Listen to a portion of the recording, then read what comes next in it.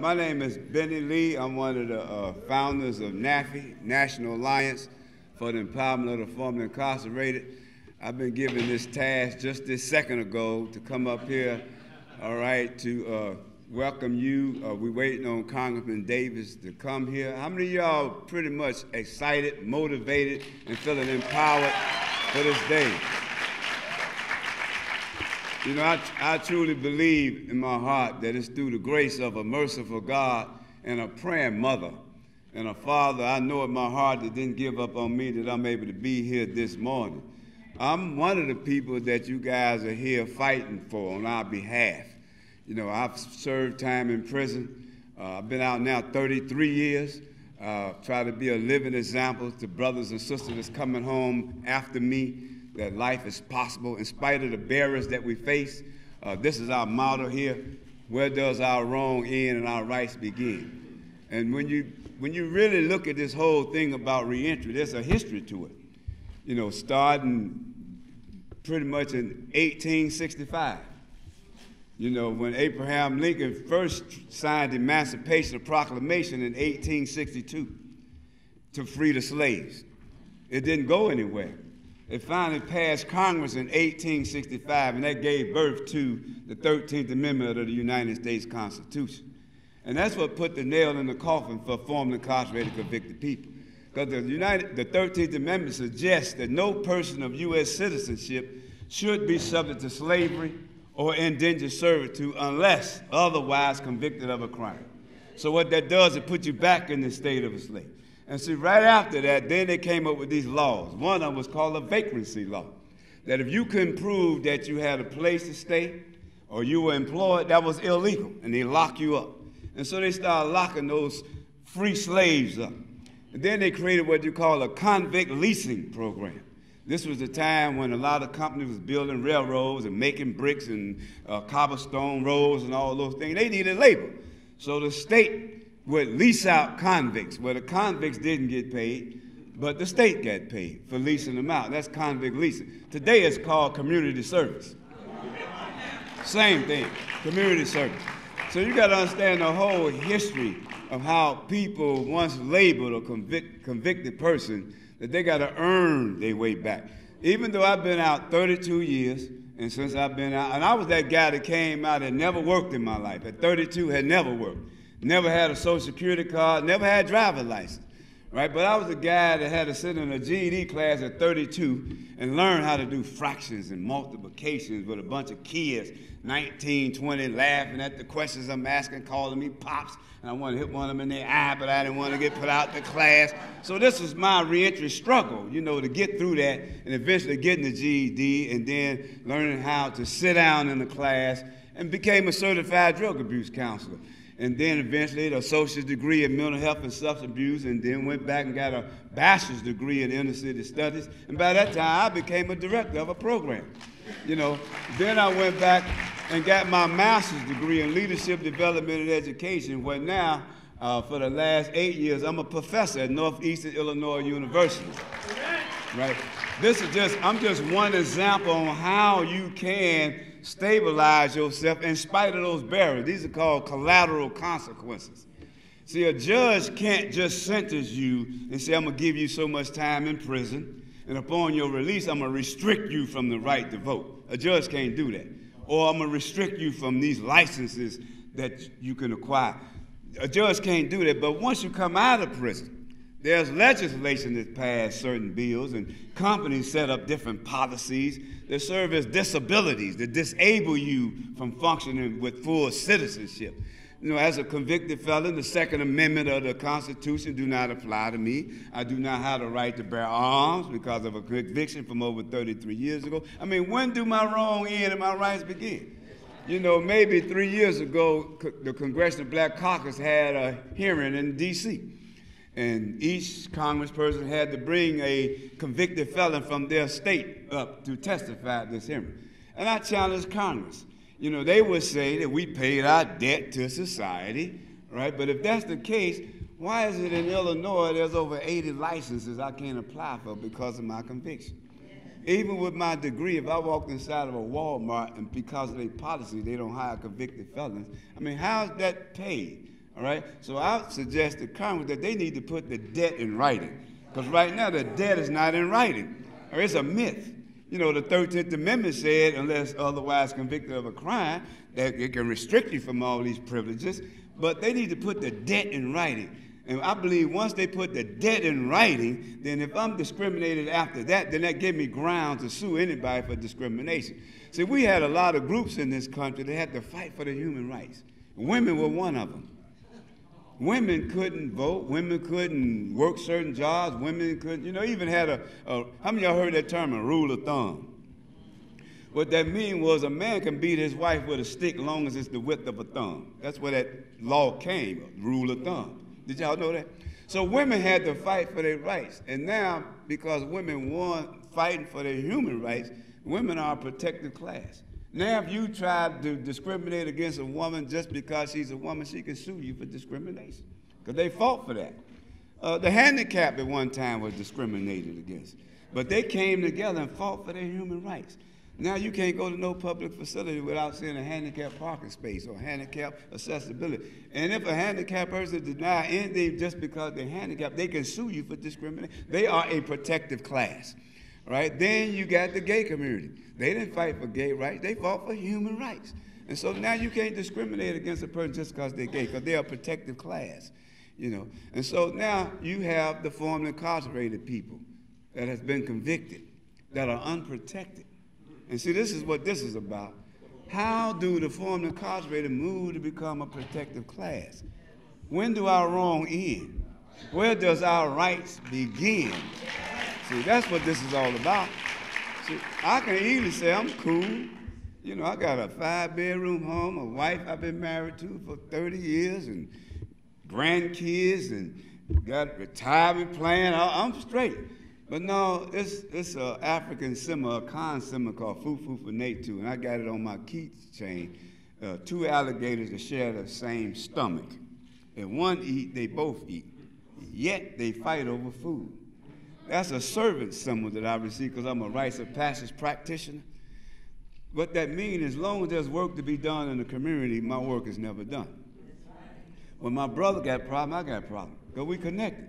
So I can't say that I'm totally free from this here. If brothers that's still in prison, fighting to come home, and run into all these barriers, these disabilities that set them up, as Robert Merton, a criminologist, said that it's a strain theory.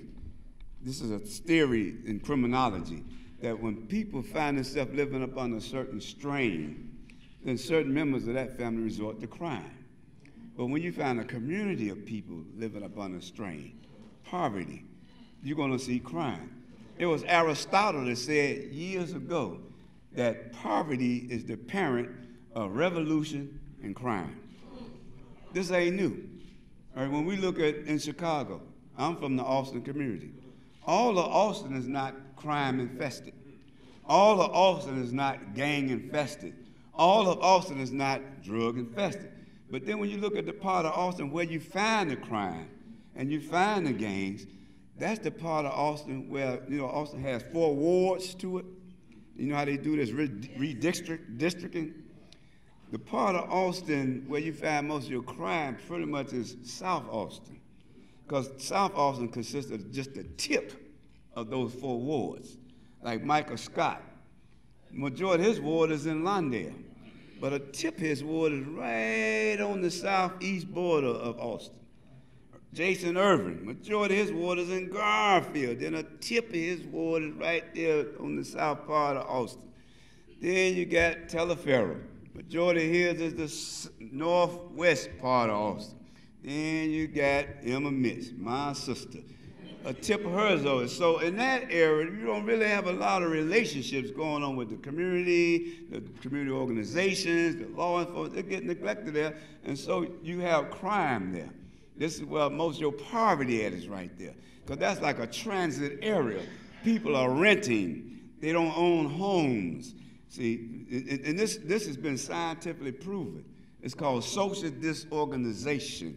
So this is a big old thing here. I mean, in Illinois, they recorded 4 million people in Illinois that got convictions in their background.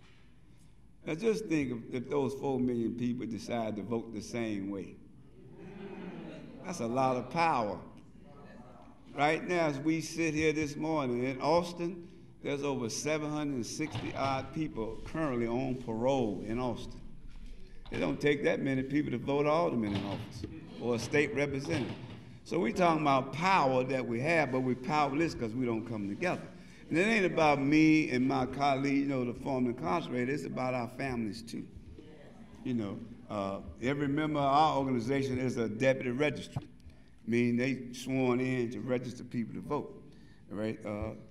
There was a press conference during the primary elections about voting, and my question was, why doesn't the Board of Election let it be known in Illinois that convicted felons can vote in Illinois? Because some people still believe a convicted felon cannot vote in Illinois, right? And it's sad that you got parole agents telling parolees that they can't vote in Illinois. I was trying to register some guys to vote at one of the GO offices on the south side, and them guys said, man, if I register to vote, I can get violated. Because the parole, this is misinformation. And you got people that work in social service, work with formerly incarcerated and convicted people, telling them they can't vote because they're not educated. So it's our job to get in front of this and raise the community awareness of the rights, or at least what little privilege the formerly incarcerated and convicted people have, right? Because a lot of people doing this work on the behalf of formerly incarcerated and convicted people that don't know the difference between parole and probation, the judicial system and the penal system. There's a lot come with that you need to know if you're going to be effective in being an advocate for the formerly incarcerated and convicted person. So hopefully this day is the day where we can make a declaration that we can declare July 3rd is an Independence Day for the formerly incarcerated and convicted person. And even as I said that, what come to mind is, and some of y'all probably read that great speech that Frederick Douglass spoke in Rochester, New York, about the 4th of July, why blacks shouldn't celebrate the 4th of July. Because when this country won its independence, blacks were not included in that celebration. They were still considered 3/5 of a human being, and that was a legal term because the South felt like they had more people and they needed more delegates in D.C., but the North said, no, most of your people are slaves, you don't count them as human beings, so they came to a compromise and said count them as 3/5. So why should we formerly incarcerated and convicted people honor the 4th of July and we have limited citizenship?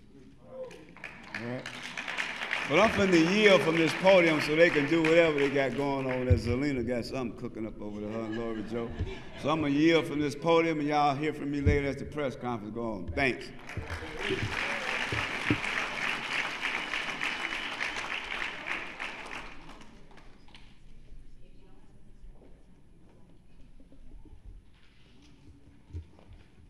I got another order.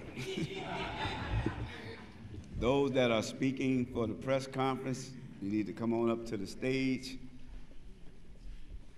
Those that was identified and you've been informed that you're speaking at the press conference, you need to come on up to the stage.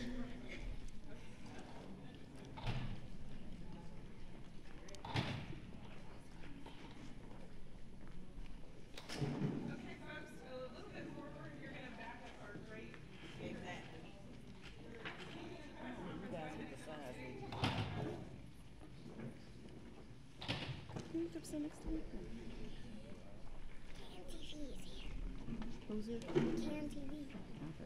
Okay. Sure, people in the front. I'm sure. I love that piece. Yeah. Good afternoon. Thank you for everyone coming out today on this beautiful holiday evening. My name is Zerlina Smith, and this is Cherish Smith. I'm the Community Outreach for State Representative LaShawn K. Ford, 8th District. Now, he does apologize because he knows how important this budget is, so he couldn't make it today. So he has his loud fighter out here standing with the people. And today, for me, is a day because I live in Austin. Austin has 98% of its returning citizens come back to a community that either looks the same or does not have anything to offer. So when you think of reentry, think of not just reincarcerated, but think holistically of the whole families. We're here to support the families and the community, not just one individual, because that individual coming back home needs to come back home to a family that's welcoming as well in a house. So we're here today, and I need y'all to actually stand up and show that you're excited for being here. Stand up! Stand up! This is hard work. Stand up and cheer that you are here, because you have elected officials who are working hard to make sure that these communities and families get the services that they deserve and they need. So when we look around this room, you have the West Side Health Authority, the Good Neighbor Campaign, you have Benneth Lee, you have Grill, you have the Salvation Army. You have an abundance of programs that represent this whole city, and I apologize if I miss you, but you got to make sure that you might not be an ex-offender that needs to return back home to a community, but somebody in your family or somebody you know is. So be proud and get this message out, and let's do better to make sure we continue to pack houses, because State Representative LaShawn K. Ford and all our representatives, congressmen, and whomever else you can think of, aldermatic, is fighting. And we're standing here fighting for them, and we support them and everyone else. And I have my 8-year-old here to know that this is her fight as well. Thank you. And I want to introduce the first speaker, Shari Runner, the president and CEO of the Chicago Urban League, who's going to take us, who's going to kick this off and get us going. Good afternoon, morning, everybody. I'm glad to be here with you today.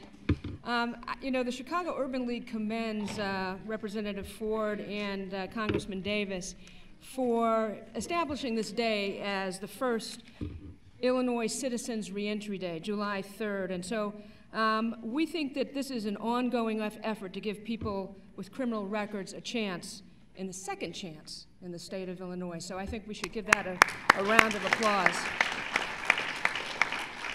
A criminal record is a formidable barrier for people as they return to their communities. And we see it every day. We see options lost.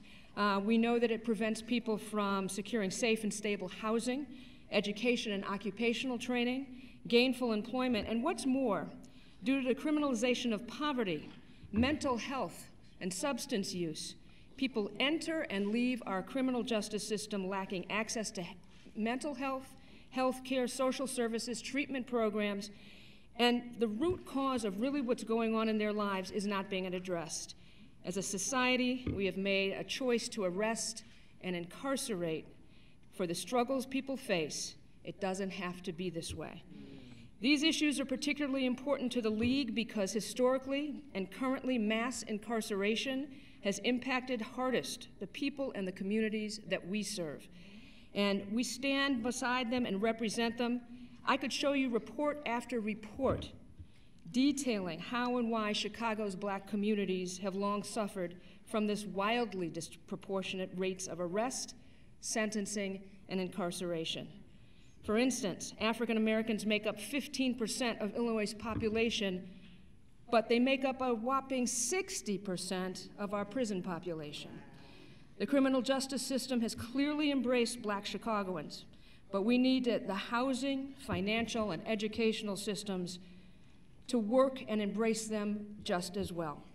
Thanks to the tireless work of committed advocates like Representative Ford and Congressman Davis, we are on a path towards a smarter, more compassionate, and more effective reentry system in Illinois. Yet more work remains to be done. In order for Illinois residents with criminal backgrounds to have a true second chance, we must take a two-pronged approach. Remove the barriers that prevent people from getting their lives back on track, and provide them with the resources and services that are necessary to succeed. Again, the Chicago Urban League is proud to stand in support of Citizens Reentry Day in Illinois, and we will continue to fight for a better future for people with criminal records, for Chicago's black communities, and for all Illinoisans. So thank you.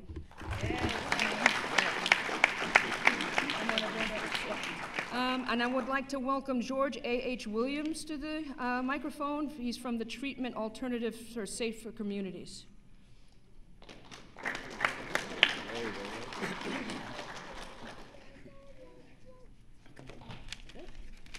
Well, let's go to the next person. We're going to call Clifton Booney McFowler up from Street Intervention Specialist, Bill Borders, Urban Involvement and Leadership Development.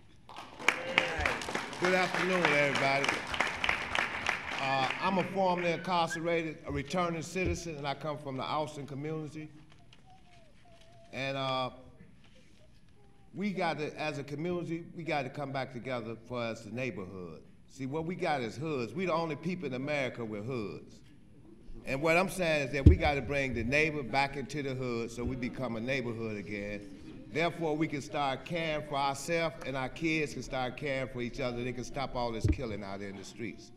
And us as returning citizens got to stand up, because in prison, when we in prison, we are the most violent, not violent, but we stand up for stuff. When we get out here, we forget how to fight, man, and fight for the right stuff. This place should be crowded with incarcerated, formerly incarcerated people. Man, ain't no reason why it should be an empty seat here. That's right. In this place, because there's so many of us out here, but we can get together for the wrong thing, but we need to stand up for what's right, man. And it don't take a whole lot for us to do that. Right. Just a little participation, man, to show the next generation, because it ain't about, like what Benneth Lee said earlier, it ain't about us anymore, it's about them, about the brothers and sisters that's coming home, to have them to knock some of these barrels down that we was faced with. You know, and that's all I got, but I would like y'all to look, I'm informally incarcerated, right? And also, after I got out of prison, I served my time, 27 years and 9 months. When I come home, they put me on 3 years house arrest. I completed that. Then they hit me with another sentence. They asked me for registration for a convicted murder. I got to do that for 10 years. So what did my wrong end and my rights begin? I'm saying every time I jump over one hurdle, they come up with something else. So I mean, for the life of me, I can't understand what's the purpose of the registry, especially when you're talking about, you know, did all your time, I paid my debt. If I paid my debt, then why I'm studying getting punished for it? Right. You know, so with the registry, ain't no way that's right by law. It shouldn't be lawful. I don't know who bright idea that was to come up with that.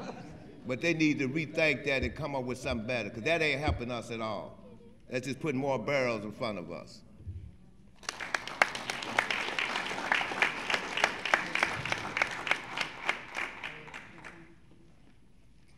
Okay, our next speaker is Elena Quintana, the Executive Director of Institute of Public Safety, Elena, and Public, he just threw me off, I apologize, Social Justice, okay, at the Alder University.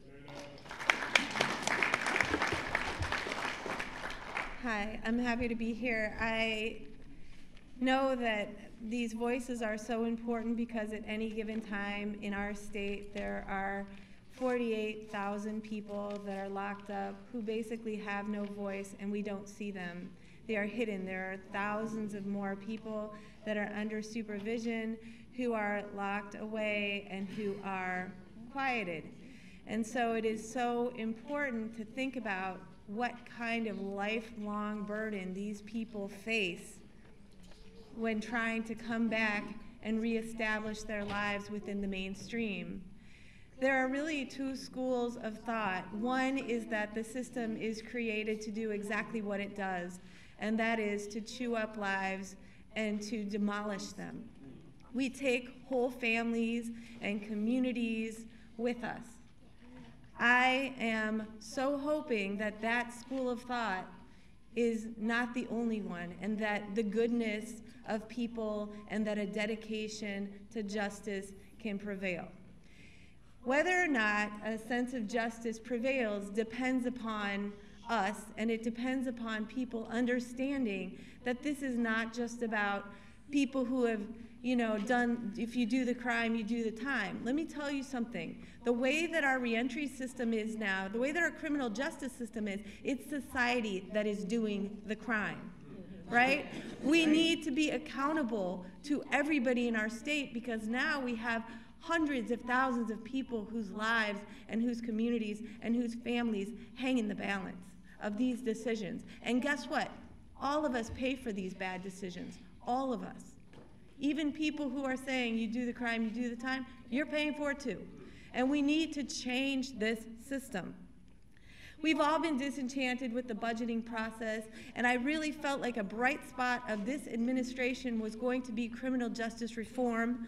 There is the Governor's Commission on Criminal Justice Reform and Criminal Justice and Sentencing Reform, and I'm very honored to be a commissioner on that body. We worked very hard for 2 years to come up with a report to really substantively make changes in people's lives and in communities for our state. And guess what? Like a lot of legislation that happens in Illinois, not much has happened. Even the reforms that have changed, things like, you know, can we get people IDs in prison? They're there, can they come out? It's a huge barrier for them to get an ID. Even though that has supposedly passed, they have to have all their documentation in prison before they can be eligible for getting an ID. Can't we arrange for that to happen? So my point is, don't make reform without making real reform. And we need to really voice raise our voices very high for everybody to be heard, because guess what? We are throwing money away for a horrible system. And so no matter what side you're on, our commitment to safer communities is a commitment to successful reentry. Our commitment to safer communities is our commitment to true criminal justice reform. Stop faking, start making it happen. That's right. Thank you. Next, I want to bring up Father Tom. We're going off the agenda to say a few words, something we should have done from the beginning.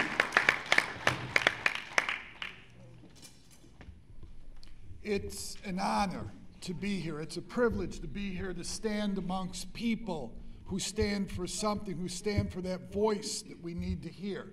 I'm also honored to be LaShawn Ford's state representative, LaShawn Ford's pastor. And since I've been here, he and I have been texting. I'm asking him, did you pass the budget yet?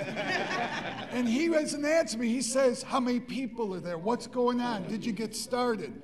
I know he really wanted to be here, and that's everybody's saying. He believes in this. He stood for these things. I'm not lifting up any person, but we need leaders to lift up the cause, and that's why we're here. And all I want to say is this. I had the privilege of serving in Lawndale for 20 years and now Austin for 4 years. And it's broken my heart with the number of people that re-enter but have nowhere to go. We all try to start programs, but we know it's the consciousness of our country. It's the, people, a lot of talk lately about morals. People are talking about the moral, all right, the president said it, the morals of the city of Chicago. Well, look at your moral leaders right now. Look at the voice of justice right now saying, hey, we all make mistakes. But why is it some people get the privilege of being able to walk away from their mistakes while others have to relive their sentences each and every day? Was I supposed to pray or was I supposed to talk? I got a text, call you up. Call me up. Well, yeah, well, but if we are people of faith, we know that God throughout history has offered reconciliation and forgiveness and restoration. So let us embrace that idea and let us demand it here within our society. We have some very talented people who unfortunately have gotten caught in this web and have not been allowed to be free. Let's free them. Isn't that what Independence Day is all about? It's justice for all, not justice for some. Amen? I'm through. Let's just do this. Enough talk. Thank you. Our next speaker is Benneth Lee, Executive Director of National Association for the Empowerment of the Formerly Incarcerated. All right, Benneth. All right, okay. All right, anybody feel any greatness in this room? Yeah. All right, anybody feel any kind of greatness in this room? Yeah. All right, is there any individual out there feel like you got some greatness in you? Yeah. All right, why don't you just stand to your feet and say, I got some greatness in me. That's right. I got some greatness in me. You know what Frederick Douglass said, that if there's no struggle, there can be no progress. And it was the late Harold Washington said that black people just don't struggle, we endure hardships. How many of y'all believe you done got the ability to endure hardships? Because these are some trying times we're facing right now. All right? But see, have it in your heart and believe that you know what hard times are, and this ain't it right now. Because we done come a mighty long way. All right? But I would charge you to leave here today empowered, inspired, and motivated to do some work. Because the work got to be done on the grassroots level. You got to be ready to join an organization that exists, a movement that exists. There's a national movement, formed, incarcerated, and convicted people movement, and that's the website you can go on. It's a movement. And I urge all formed, incarcerated, and convicted persons and their families to become part of that movement. And I'm going to leave you with this. Together we travel in search of ourselves, no longer chasing illusions beyond our grasp, but regaining our abandoned ideas, using distorted images of what a man should be. We have traveled a road to bondage, our bodies in jail and our souls in hell. But now, with faith and determination, we walk back into a world in which we let defeat us. With our eyes open wide, we see the path we must take. But as men and women, we know we may stumble, but with the strength of a lion and the will of an ant, we will meet and overcome all obstacles. Because our shield against adversity will be patience, respect, and an understanding of ourselves. Because we will succeed in search of ourselves. Shake a hand and make a friend. Okay, next we have the GO reentry speaker coming up. Hi, I'm Sonia Davis. I'm program manager for GO Reentry, and we're going to have one of our participants share what they need in the community. Thank you.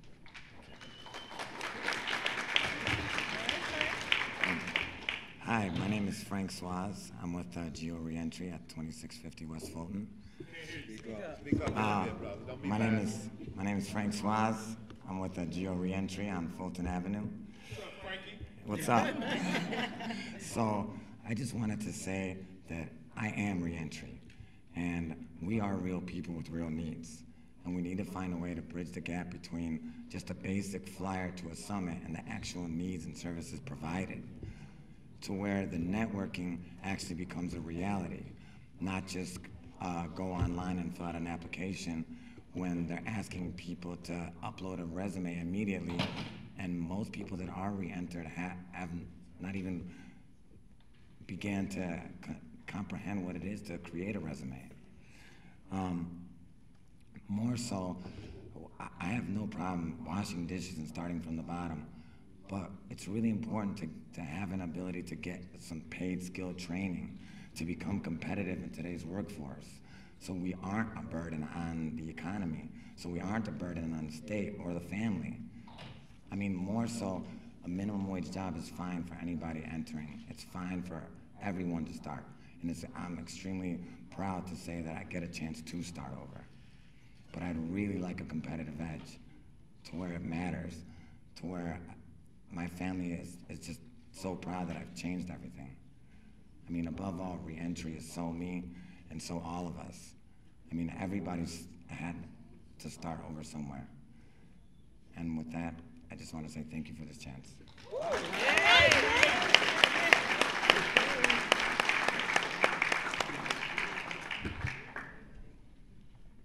Now, see, those are the stories that we want to hear, right? We want to make sure we get these stories out. Once again, thank you for everyone who took the time out of their day to come here. Every one of you mean the world to me, and I'm quite sure everyone that's standing here. This is something that's very powerful and needed, and we need you guys. So we're going to bring up next Westside Health Authority, Ms. Quiwana Bell, and move this along as fast as we can. Hi, I'm Quiwana Bell. I'm the COO of Westside Health Authority, and Westside Health Authority runs a one-stop shop for reentry in the Austin community. It is one of our most highly sought services. We see around 3,000 people every year for reentry wraparound support services. And with additional resources, we could probably see about 6,000. We have a waiting list to see job counselors, because when people come home from prison, they need a place to reintegrate. They need a place to come where they can get some support and get back on the right track. I'm also a proud member of the Good Neighbor campaign in Austin. Good Neighbors. The Good Neighbor campaign seeks to build a community by connecting residents and connecting neighbors on shared values of love and coming together and being there for each other. And one of the main, I'm happy to be up here this morning representing the Good Neighbor campaign, because we recognize that we have a lot of neighbors who are returning citizens who need support. And we know that these are our fathers, these are our brothers, these are our sons, and they are important to our community. And we have to be there. These are also our mothers and our daughters. That's right. That's right. And we know that, you know, the state, we spend over $30,000 a year to incarcerate one person. Our program costs are about $2,600 to support one person. $30,000 versus $2,600. The Illinois recidivism rate is over 52% right now. Our recidivism rate is less than 10%, which shows you that having resources and connections for returning citizens once they return home is important. And it's a smart investment for Illinois to do. And we're here together to stand and say we need to do that. Now, the Bible tells us that we are to love our neighbors as ourselves. It says, love our neighbors, not judge our neighbors. And so the Good Neighbor campaign is here today to say that we are here to support our returning citizens and our neighbors who are coming home, because we know that it takes a village, and we're all one village. Thank you. Thank you. Okay, next we're going to ask Roy Flowers, the chairman of the 8th District Reentry Program, to come up and speak. Hello, good morning, everyone. Good morning. As you said, I'm Roy Flowers, the chairman of the 8th District Reentry Committee. I work with Representative Ford. What we really want to work on is preventing the incarceration as well. So we want to work on programs to stop people from going to jail. See, in Austin, one of the biggest reasons that I think that people end up incarcerated is because of drugs. So if we could get the drugs out of the community, we really believe that that could reduce the amount of people that go to jail. We have certain people, I ain't gonna mention no names, they're in Springfield lobbying to get more time for individuals that have been convicted. But if them same person, not to mention no name, could lobby on just helping reduce the crime by getting rid of the drugs, I think it'll make a major difference. Now, me, myself, I've been incarcerated, been out over 15 years, but every time I've been to jail, it was due to my usage or trying to sell drugs. So at 20 years clean right now, I don't go to jail anymore. Thank you. So, you know, we just want, and then why people are in jail, we need more programs to help them get ready for the outside. Like they used to have schools in jail. I was in there, I took advantage of some programs, got a degree, got a barber's license, I'm a licensed barber. And it was because of a program that was in there that I used, and we need more programs like that so we can be more employable when we get out, you know. So that's just what we're working for, and I keep it concise so we could keep on. Thank you. Okay, our next speaker is Jean Vollen-Katz, Executive Director, John Howard Association of Illinois.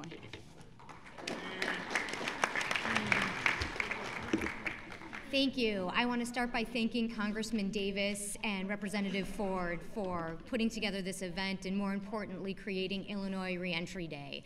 It's hugely important. I want to focus on something that we heard a formerly incarcerated individual mention that I think is so important. Not only do we need to create a network of support for reentry for people leaving prison when they leave, we need to give them what they need to succeed while they're in prison. And until we can treat people with humanity and dignity, and until we can give them the skills they need, education, job skill acquisition, learning how to write a resume, learning how to interview, learning how to take care of oneself in terms of basic financial management, until we can give people the treatment, the help, the support, and the care that they need when they're inside of prison, we cannot expect them to have what they need to succeed when they leave. And it is so important that we understand that we can't ask people to be better when they leave if we're not willing to help them get there. It is our job to do that. It is our job to help them get what they need. If we expect people, and we should expect people, and we should hope that they will do better when they leave prison than they did before they went in. But until we, the state of Illinois, steps up and says that that is part of our job, and we need to give people what they need. We need to make sure that when they walk out those doors, they have more than $10 and an outfit that only looks slightly different than what they've been wearing in prison. They need a state ID. They need job opportunities. They need stable housing. They need support for their families so that they can support the returning individuals. And that's not something that we should take lightly. That's something that we should focus on. If we want to keep people out of prison, if we want to reduce that rate of recidivism, it is our job to give people that, and not just as they walk out the doors, while they are inside. And if we don't, if they cannot succeed, then we don't succeed. All right? Their failure is our failure. And we need to step up and take that responsibility seriously, and we need to hold our elected officials responsible for making that happen. That's on all of us. Thank you.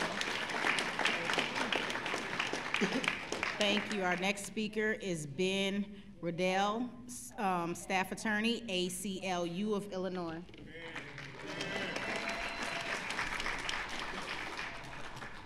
I'd also want to echo previous speakers and thank Representative Ford and Congressman Davis. My name is Ben Ruddell. I'm from the American Civil Liberties Union of Illinois. I'm the Criminal Justice Reform Project Director at that organization. And what I do is lobby the legislature in Springfield to push forward good criminal justice policies and work against bad ones, which there are a lot of bad ones to work against. As Dr. Quintana mentioned, our criminal justice system is broken, and I could talk to you all day and all week about the things that we need to do to fix it. But in the short time I have, I want to talk to you about one particular thing, and it's a bad policy that we're seeking to correct. Illinois currently has a law called unlawful street gang contact, and this law pertains only to people on parole, probation, or on pretrial release on bond. And what it says is if they are associating, however innocently, with a person who's a gang member, according to the definition in the law, they can be arrested and convicted of a new Class A misdemeanor. And thousands of people in the city of Chicago get arrested. They typically spend a few nights in county, and they're either charges are dropped, they take a new conviction on time served, or they're not charged in the first place. But what does happen is they're spending several nights or more in jail in the middle of their reentry. For what? For living in their own neighborhoods, for associating with the people who live in those neighborhoods. If you live on the south side of Chicago or the west side in certain neighborhoods, I defy you to live in your community and not associate somehow with the person who meets this definition of a gang member. So what this law would do, and the bill is House Bill 3803, sponsored by Representative Kelly Cassidy and Senator Toy Hutchinson, is correct this law and make sure that if somebody's going to be arrested, a parolee is going to have their whole reentry disrupted and be taken away from their family and jailed when they're trying to get back into society. They better be doing something wrong, not just associating with the people in their community. That is a counterproductive policy. It enables and encourages racially discriminatory, harassing policing that doesn't make people safer. It damages the relationship between communities and the police. So What I'd ask you all to do today, and I thank you all for being here. So it's great to see all these people here on July 3rd who thought this was an important place to be, is take the time to call the governor, write to the governor, email the governor, and ask him to sign House Bill 3803. This is a very small step forward, but it's a thing that we can do to stop the active harm that we're doing to throw barricades up in front of people who are trying to re-enter after leaving prison. So thank you again. Thank you, thank you. Our next speaker, Reverend Doris Green, founder and CEO of Men and Women in Prison Ministry. And she has a speech, and she says she's going to read it. Oh, okay? Sure. Reverend Green, give it up for Reverend Green. Okay. The hardest working woman in the city. Praise the Lord. Assalamu alaikum. Hotep. Abarigani. Praise the Lord. My name is Reverend Green. Of course, I wrote this piece, so I got to say it. I am the CEO of Men and Women in Prison Ministry, and I'm also the wife of Michael Smith, who passed away in 2011 from bone cancer in prison. He did 29 years. And a lot of you remember me out advocating for his freedom. He's free at last, but he's not home with me. He's in heaven with our forefathers or whoever. But he died in prison, inside prison, because of the health care that he was not receiving. But I'm here today to talk a little bit about a program that we have at Men and Women in Prison Ministries. We have lots of programs, but one in particular, since it's been brought up. The majority of the formerly incarcerated men and women return to major metropolitan areas with minimum planning for transitioning from prison to communities. Most people find themselves without state identification after incarceration because their previous documentation expired or was lost or damaged while they were incarcerated. State-issued identification is required to assist social services, housing, and employment. You have to have a state identification. People returning from incarceration rarely have access to birth certificates and social security cards, which are frequently required for obtaining state identification. You gotta have those pieces of information. And the process of occurring such documentation can be daunting and costly for the formerly incarcerated. Obtaining state identification is necessary to begin successful reintegration into the community and reduce the livelihood of recidivism.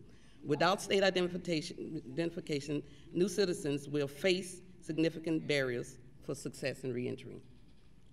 In 2016, Men and Women in Prison Ministry was funded to issue 600 state identifications and 300 birth certificates.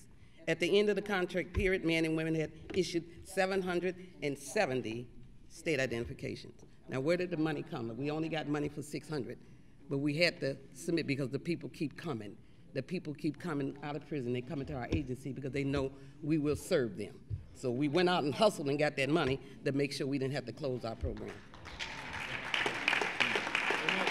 I went to my funder that funded for this program, and I told her I saw the impact of so many people coming. Can you please give us more money? You know what she told me to do? She said, shut your program down at the end of the month. I said, I'm not going to do it. And we have never did it. That program is running right now today, and only manna from heaven is making it happen. Currently, there is no identification restoration services provided on the west side of Chicago. We do service on the south side of Chicago at IIT building. People from the west side are not coming over to the south side to get IDs from us. We would like to expand our identification restoration service within the region of the west side of Chicago, therefore widening our reach and accessibility to the reentry population. Men and Women in Prison Ministry need your support in making the expansion a reality. Please help us, because we want to continue this work, and we're going to continue this work. And I close with this saying that I used to say in the prison all the time. Some brothers didn't know me back then. I am because you are, and because you are, therefore I am. I am because you are, and because you are, therefore I am. Thank you.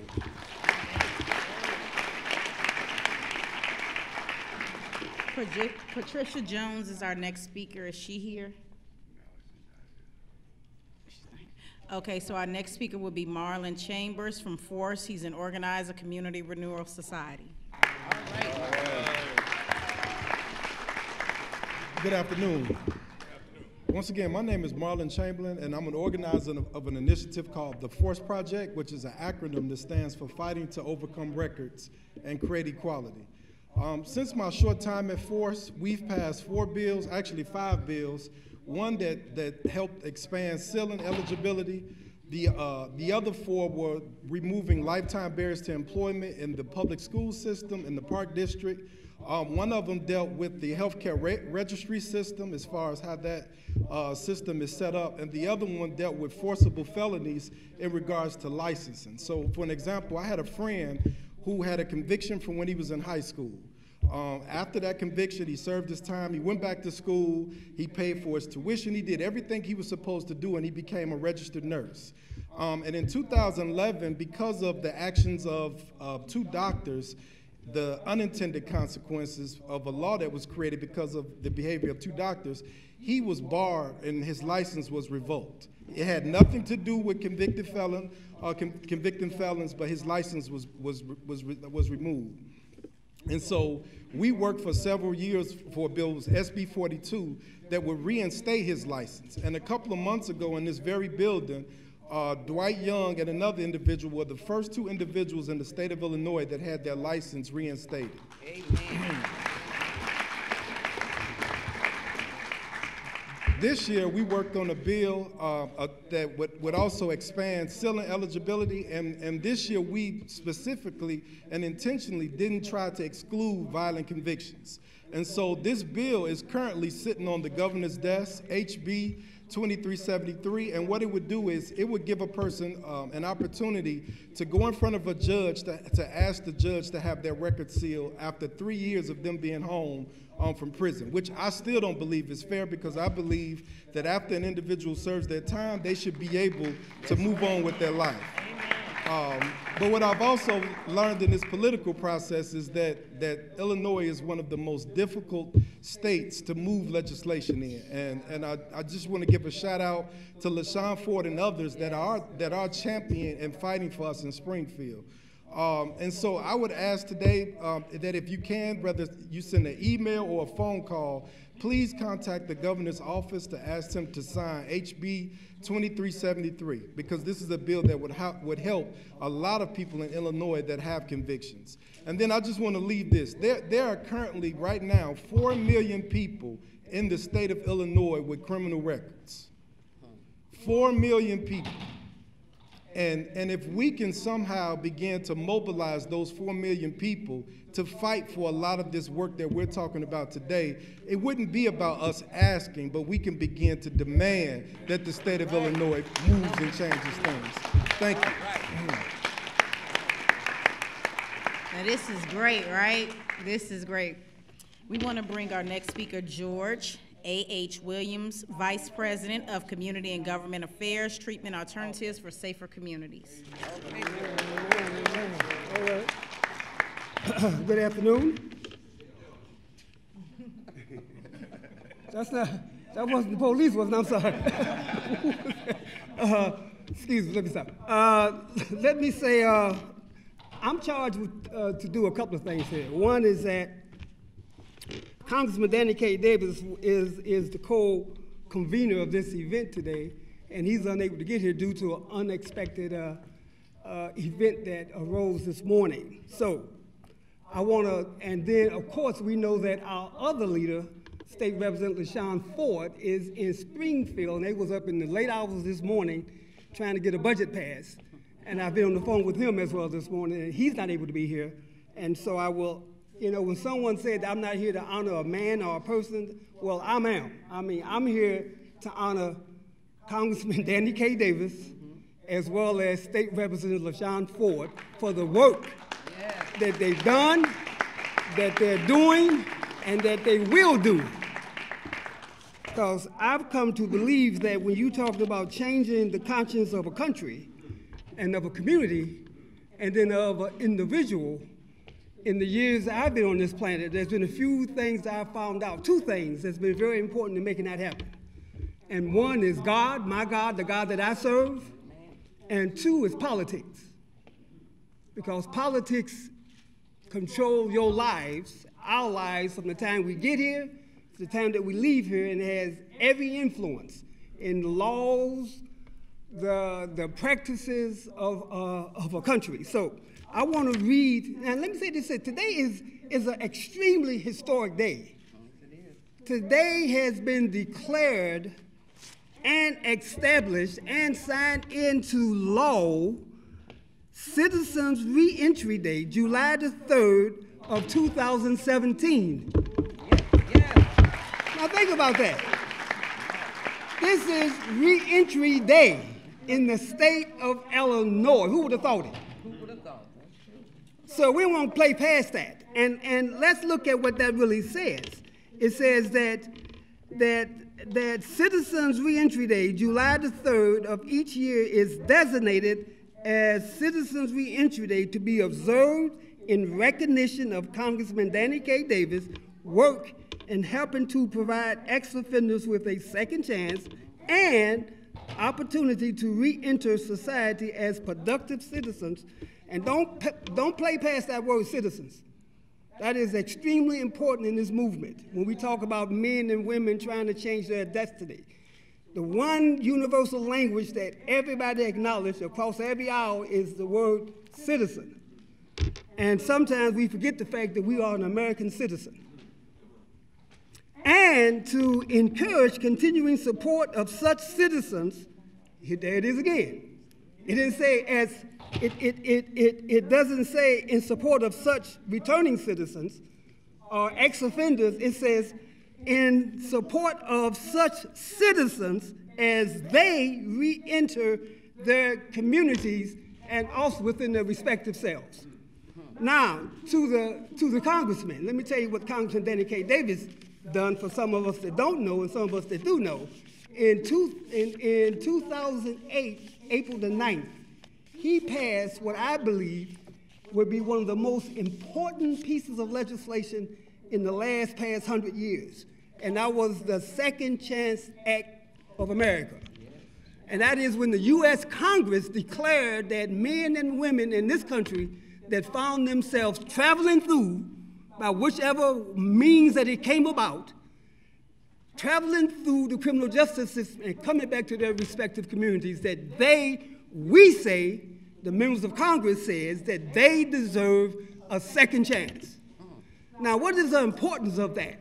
It's not just the bill, the Second Chance Act, to which it is up right now for reauthorization, meaning that to be refunded, and it was celebrated all across the country on April the 9th, all types of events around the country and in the world as well. It's not just the bill. Dr. Martin Luther King, when he gave his speech, when he received the Nobel Prize Award in 1963, he said something that was very important about the movement, the civil rights movement. And he said that one of the unspoken actions that took place in the movement was the fact that if we didn't change public opinion about the plight and the disadvantages at that time of the American Negro, the movement would fail. And so this today, by being declared Reentry Day for the first time in the history of this state, is working towards changing and influencing public opinion about the plight of men and women coming out of the criminal justice system. And everybody in this room needs to be applauded for being here and the work that you will do and the work that you're going to do. Thank you. Great. And once again, we want to make sure that we give recognition to our elected officials who couldn't be here today. July 3rd is really something that holds dearly to all our hearts and, of course, theirs. Congressman Danny Davis, co-organizer, Representative LaShawn K. Ford, organizer, Senator Mattie Hunter, State Representative Camille Lilly, Representative Mary Flowers, Commissioner Howard Melody Sr. And we're going to bring up Quinn Rallins from Property Law. I'm looking for him because I'm trying to make sure before I said it he didn't leave. Please come up, Quinn. Community Justice Health Center Justice Attorney, Shriver Center, National Center on Poverty Law. Great young man who's doing fabulous work.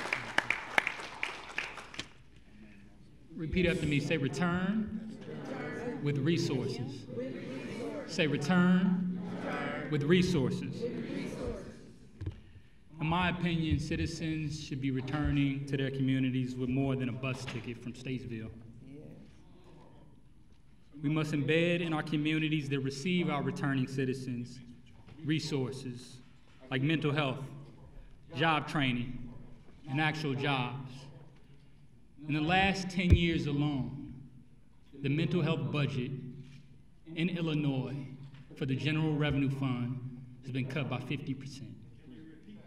It's been cut by 50%, from nearly $360 million to $180 million. How do you expect organizations to operate? These very resources could prevent folks from entering incarceration in the first place. Between 50 and 70% of individuals in the criminal justice system enter with a mental health condition. It hasn't been screened, hasn't been diagnosed.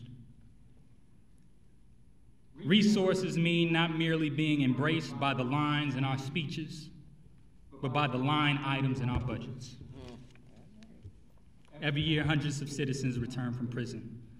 The question isn't whether they're ready for us, or whether we're ready for them. All right. Hey. Now, please listen to these stats because this is what makes us move forward and want to continue and do more work. Okay, Laurie Jo Reynolds, Assistant Professor, University of Chicago, Illinois. Can you let Tammy go instead of me? Okay. Laurie wants to be generous and give Tammy Bond the mic. Volunteer Coordinator for Illinois Voices for Reform. Thank you. I'm also, I'm from Champaign, so I came up here to represent the rest of the state, I guess. But I also work for a reentry organization in Champaign called First Followers. But recently we've read this book by Susan Burton, Becoming Miss Burton, which demonstrates page by heart-wrenching page why reentry reform is needed and needed much sooner rather than later. Reentry reform should encompass all formerly incarcerated and convicted people and not just select individuals. Everyone has a right to provide for themselves and their families basic human needs, not just people that don't have criminal histories. In chapter 20 of Ms. Burton's book, she titled the chapter, "The Wall of No." And she states 65 million Americans with a criminal record face a total of 45,000 collateral consequences that restrict everything from employment, professional licensing, child custody rights, housing, student aid, voting, and even the ability to visit an incarcerated loved one. Many of these restrictions are permanent, forever preventing those who've already served their time from reaching their potential in the workforce as parents and as productive citizens. Along with that, American Bar Association President William C. Hubbard stated, the result is that these collateral consequences become a life sentence harsher than whatever sentence a court actually imposed upon the conviction. Embrace the genuine essence of community. Support the cause for reentry and see your neighborhoods come together peacefully, grow collectively, and flourish considerably. Thank you. DeMel Hannah is our next speaker. Good afternoon. Good afternoon. I'm a little taller. All right. Yes, I want to commend both Danny Davis and LaShawn Ford. Good men should be commended for good works. I want to be like this brother. Amen. I want to be like that brother.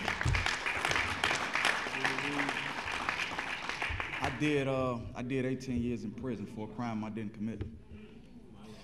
I got locked up 2 days for my 18th birthday. Went to Stateville, grown men in Stateville. You know, you could lose your humanity, you know, in prison, because you see so much gruesomeness, right? And nobody I mean, that's how prison is bred. I mean, you know, it's a violent culture. You know, so you could really lose your humanity in prison. You know, I was in Pontiac segregation, and you know, they was coming around feeding us. So I go to the door, and guy, I heard him slip the tray in, but I'm looking for the tray. I'm like, where's the tray? You know, I'm thinking that it's right here. This is typically how they build the doors. The tray was like, I had to stick my hand inside, go under. I'm like, what the hell is this, man? So the way they built the door in Pontiac is because some guys with mental illnesses, they use their urine as a weapon. So they don't care that you're not one of those people. They'll put you in a door like that, behind a room like that. So, you know, what that does to the psyche, right? Over time, you'll lose your humanity. Now, I did 18 years, as I say. I was able to maintain, you know, my sanity while I was in prison through education. You know, got my GED, 2 college certificates, got my degree, because I knew that was going to be, you know, the way that I could navigate out here in this new society. But a lot of people didn't do that while they was in prison. But they out. 3 individuals, we all got out in the same month. Both of them back. They back. I've been out 14 months. So I think the most important thing we need besides jobs and shelter, we need clinical assistance. Yes. We need some real clinical assistance because we dealing with some real issues. You know what I'm saying, that we experience inside of those warehouses, you know. So I think that's, you know, if they can include that in the budget, it's imperative. Because they had me do a mental evaluation, but it was one session. He was like, oh man, you know how to articulate your words, you good. I'm like, okay, whatever. And registration, real fast, briefly. I didn't know about no registration. Only registration I knew about was sex offender registration. So when I got out, I made contact with my second parole agent. She was like, did you register? I'm like, I'm not a sex offender, no. She like, no, you gotta register on the violent murder registry. I'm like, what the hell is that? She like, well, you better get up there because you in violation. You've been out 45 days. I'm like, well, you better come with me because nobody informed me of that upon release. So I went up there. I didn't register that day. I registered like 2 days later, but they made me pay a fee. They like, you got money? I'm like, money for what, man? They're like, you got to pay. I'm like, I got to pay to register? They like, yeah. So I paid $25. I just had to renew my registry. Like the brother said, we on registration for 10 years. I paid $25 last year. I paid $100 this year. Come on now. Yeah, they made me pay $100. Now, what if I'm not employed? How am I pay? If I can't pay, I'm in violation. So this is what's going on. And I'm just so fortunate to be here to be able to speak in front of y'all. And I appreciate Laurie. I appreciate her. I appreciate her. I'm going to give her a big hug. Thank you. Okay, our next speaker is Butter Jones, Inmate for Change, founder and CEO. Good afternoon, everyone. I'm going to make this quick. I know we're time conscious. Benny said his leg's about to give out on him. I, too, am a convicted felon. I'm a 4-time convicted felon. I've been arrested 53 times since my 21st birthday, and I've been in rehab 6 times. I've been home 7 years now successfully. I have not been rearrested or reincarcerated, and this is through thinking. Inmates for Change is dedicated to breaking the bondage of destructive thinking, and that's what has to be considered in the equation when we're putting variables together to find a solution for these multiple problems that are facing us as we're trying to re-enter. And what we're talking about are critical thinking skills. We're thinking about interpersonal interaction. There's a spiritual connectedness, God consciousness, that must be integrated in any re-entry services program. We also have to understand that the individual, whether he's got education or not, he's got this stigma of being a convicted felon. So even though we've got a House bill now that says because I grew up in Inglewood and I know these guys for 35 years, I can't go shake their hand standing on the street corner, something is wrong. Something is wrong. This room needs to be bursting at the seams. What we're failing to find is the translation to get this information out in a timely fashion.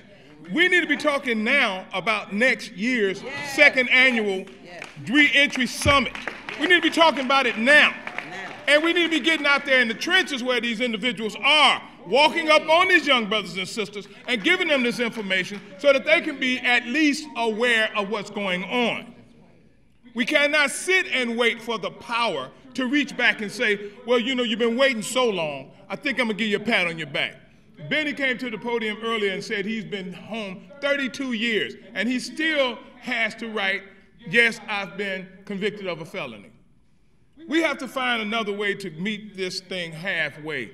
Marlon Chamberlain got in here and he said, yeah, listen, we need to give it to them right now. But we know that they're not going to do that right now. So we might want to consider a timeline. When do my rights end and when does my wrong begin, or the other way around? I get it sometimes twisted because they've got it twisted. And that's what the thing is. If I've done my time, if I've also served my term and successfully completed it, why can't I be given my re-entry and return citizenship? So what we have to understand is going through this thing is that it's allowed-ended thinking. We've got to prepare ourselves one day at a time because it's not going to happen overnight, but it can happen. Thank you.